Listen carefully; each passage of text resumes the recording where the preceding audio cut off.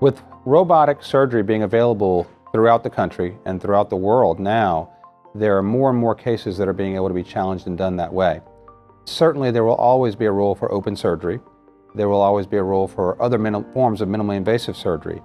But for most complex intra-abdominal surgical procedures, robotic surgery will likely be becoming the standard of care in the near future.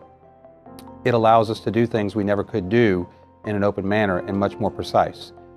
As it is available more, there will be a much greater experienced surgeons coming through that will, and actually some of the younger surgeons will probably have that as their primary method of surgery, whereas historically some of the older surgeons that they learned open surgery and have transitioned into robotic surgery.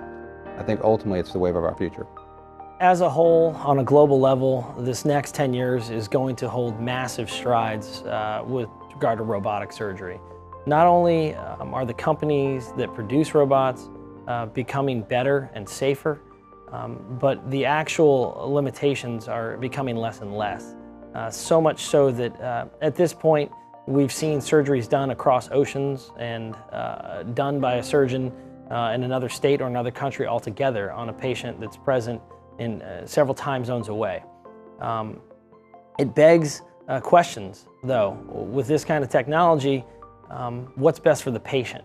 And something that's very important to us here at the Institute is that first and foremost, we're always doing what's best for the patient.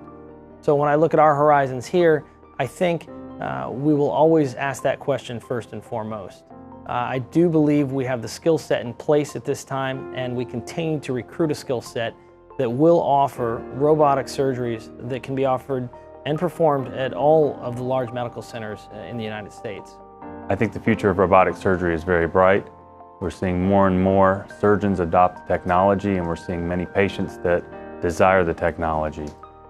Over the last 10 years, we've already seen an increase in the number of robotic surgeries that have been performed, and I think we'll continue to see that.